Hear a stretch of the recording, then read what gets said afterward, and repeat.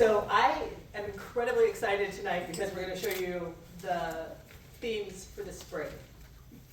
And I want to give you a glimpse behind the curtain of the Rabbit Box board as we do that. So mainly what we do is genuinely, we are checking to see if the themes that we offer can go a number of different directions.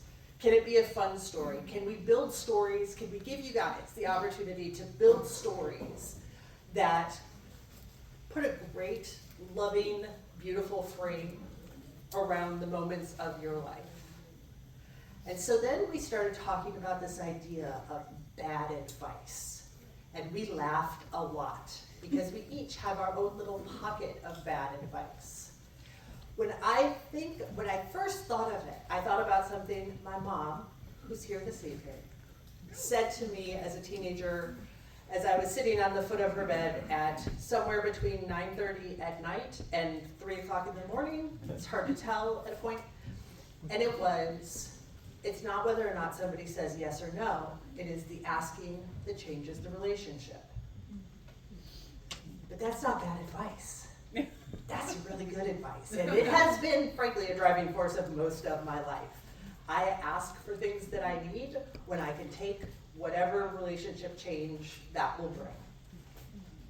But then I'm thinking about people on the edge of the bed, those middle of the night conversations that you have.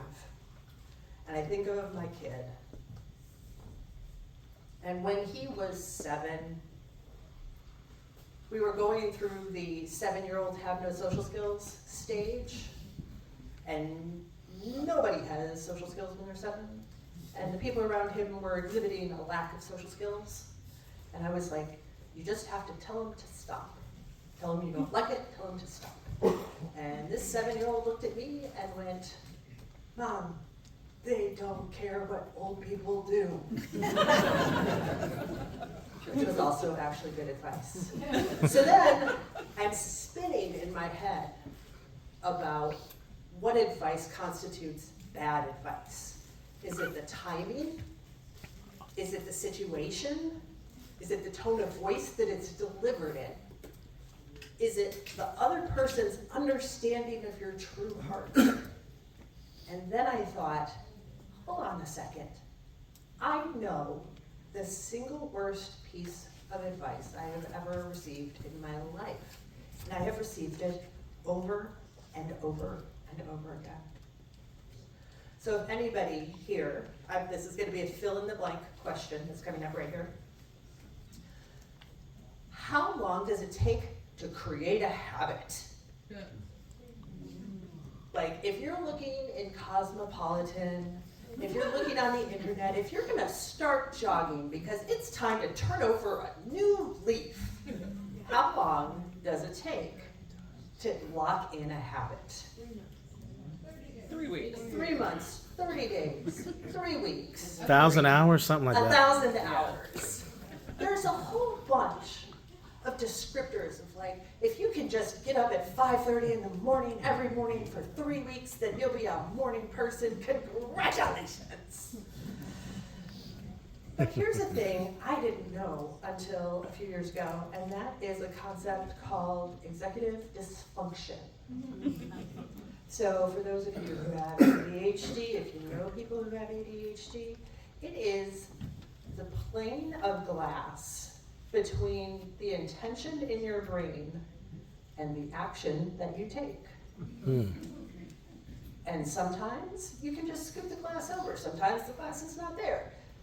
Sometimes the glass is like Pope Mobile level, and there is nothing happening between those two things.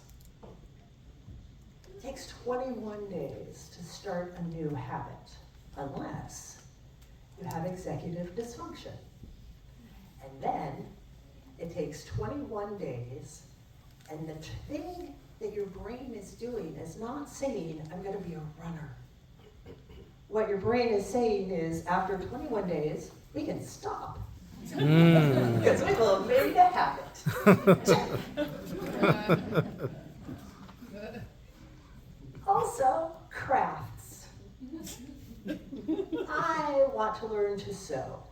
So I think about sewing. And most people will say, like, know something before you start to do it. But it turns out for me, the hobby is learning about how to learn about all of those sorts of things. For people like me with executive dysfunction, the advice that you get in the world hinges so tightly on the time and the delivery and the place and the person that sometimes it takes you a second to realize when they say, just do it for 21 days, then you'll have a habit.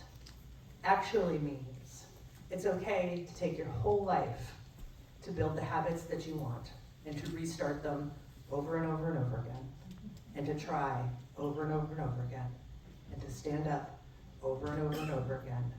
And it turns out that people, bless your hearts, if you can do a habit in 21 days, I love it for you, I really, really do.